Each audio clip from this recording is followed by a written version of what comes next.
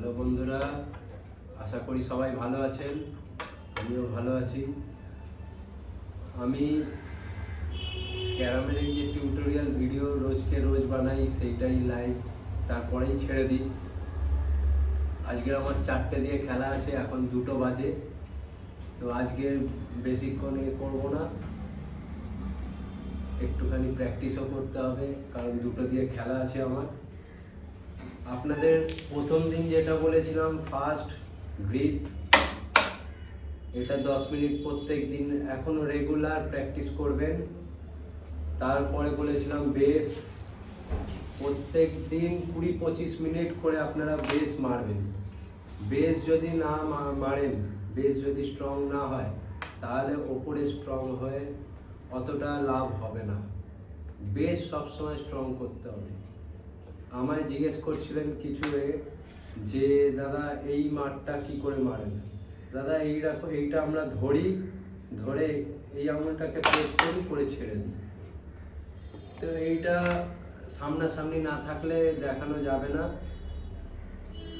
বাকি বেসটা আপনারা ভালো করে প্র্যাকটিস করবেন। তারপরে বলেছিলাম এই ঘুটিগুলো একটা রাইট সাইড, একটা লেফট সাইড, একটা রাইট সাইড, একটা লেফট সাইড, এরকমভাবে প্র্যাকটিস করবেন। এইটা 10-15 মিনিট প্র্যাকটিস করার পর আরেকটু ওপর দিকে যাবেন। এবার একটু এইখানে ছিলেন, এবার একটু ওপর দিকে যাবেন। ওপর দিকে ঘুঁটিগুলো এরম সাজাবেন। সাজিয়ে ফার্স্টে রাইট সাইড একটা খাড়া মারবেন। লেফট সাইডে যেহেতু এটা খাড়া মারা সম্ভব নয়, এটাকে ক্রস মেরে নেবেন। তারপরে আবার একটা রাইট সাইডে এইটার ক্রস মারুন, এটাকে আবার খাড়া মারুন। এইরকম করে বোথ সাইড আপনারা ঘুঁটি মারতে থাকুন। মারতে একটা সময় আসবে যখন ঘুঁটি ফেলতে আপনার কনফিডেন্স চলে এসছেন, তখন কি করবেন, এইরকম 3খানা ঘুঁটি বসাবেন। বসিয়ে 3টেই আপনাকে ফুল বল মারতে হবে। তো 3টে পর এরকম ভাবে ফুল বল আপনারা মারতে থাকবেন। কন্টিনিউয়াস এরকম মারতে থাকলে কি হবে, আপনারা কন্টিনিউ এরকম ঘুঁটি ফেলবেন, আবার যখন 3টেই ফেলে দিলেন আবার 3টে বসাবেন। এরম করে প্রত্যেক কটা ঘুঁটি একটা ঘুঁটি মিনিমাম 10 বার করে মারবেন। এতে কি হবে, 10 বারে যদি 10 বার পকেট হয়, তখন আপনার এই ঘুঁটির প্রতি কনফিডেন্স চলে আসবে। তখন যখন খেলতে যাবেন, আপনারা টুর্নামেন্ট খেলতে গেলে আপনার এই ঘুঁটির ওপর যেমন উইকনেস আসে যে এটা যাবে কি যাবে না, এরকম আমরা ভাবতে থাকি। তো তখন আর ভাবতে হবে না, কারণ এই ঘুঁটিটা আপনি প্র্যাকটিস করেই এসছেন। এই ঘুঁটি যে কোনো ঘুঁটি আপনি প্র্যাকটিস করেই এসছেন। যে ঘুঁটিটা প্র্যাকটিস করে যাবেন, ওই ঘুঁটিটাই টুর্নামেন্টে গিয়ে ফুল কনফিডেন্স পাবেন।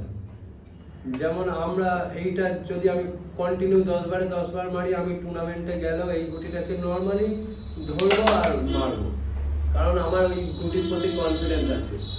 প্রত্যেক কটা ঘুঁটির ওপর কনফিডেন্স আপনাদের রাখতে হবে। যে ঘুঁটির ওপর কনফিডেন্স লুজ হবে, সেই ঘুঁটি মিস হওয়ার সম্ভাবনা 90%। তো আপনারা প্রত্যেকটা বোর্ড ধরে খেলতে হবে টুর্নামেন্টে। এখন আপাতত যেগুলো করার হবে, আপনি এই ঘুঁটি এরম ভাবে বসাবেন, 3খানা ঘুঁটি বসিয়ে এইটা 10 বার মারবেন, এটা 10 বার ফেলবেন, এটা 10 বার ফেলবেন। যদি 8 বারে গিয়ে 7 বারে গিয়ে মিস হয়, তাহলে আবার 10 বার মারবেন, আবার 1 থেকে 10 বার মারবেন। কারণ এই ঘুঁটি যেন পুরো কনফিডেন্স থাকে যে এটা আপনি পকেট করবেনই করবেন। যখন এই দিকটা হয়ে যাবে 10 বার করে, তখন এই দিকটা বসাবেন।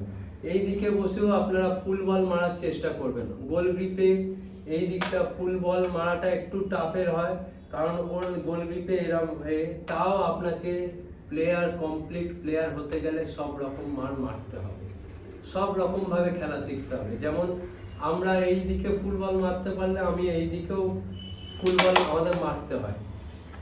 তো কোনো কিছু উইক যেন না থাকে। তাই কি বললাম, এই দিকে 3টে ঘুঁটি বসিয়ে, ডান দিক বসিয়ে 10 বার 10 বার 10 বার করে 3খানা মারবেন। 10 বারে 10 বার ফেলতে হবে। যদি না ফেলতে পারেন আবার 1 থেকে 10 বার মারবেন। তারপরে এই দিকে বসাবেন, বসিয়ে আবার 10 বার 10 বার 10 বার করে মারবেন। মেরে যদি একটা গুটি 7 বারে গিয়ে মিস হয়, আবার 1 থেকে 10 বার মারবেন।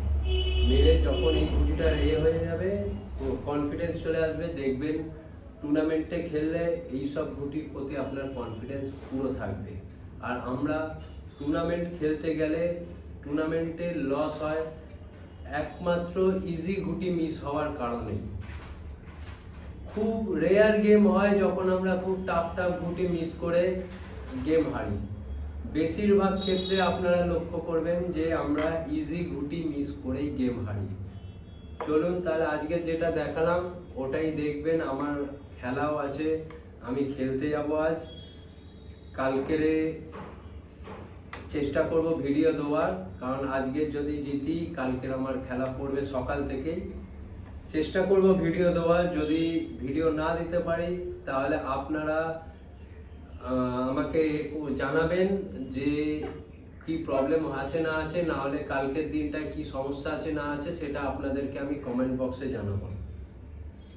আর যেটা হচ্ছে, আপনারা আমাকে জানান যে আপনারা কেমন প্র্যাকটিস করছেন, কেমন কি শিখছেন। যদি আমি আপনাদের শেখাতেই না পারি তাহলে এই সময় দেওয়াটা, এই যে ভিডিও করাটা, এগুলো সব আমার কাছে বৃথা। তাই জন্য আপনারা বেশি বেশি করে প্র্যাকটিস করুন, যেন আপনাদের ক্যারাম খেলার প্রতি উন্নতি আসে। সবাই ভালো থাকবেন, সুস্থ থাকবেন।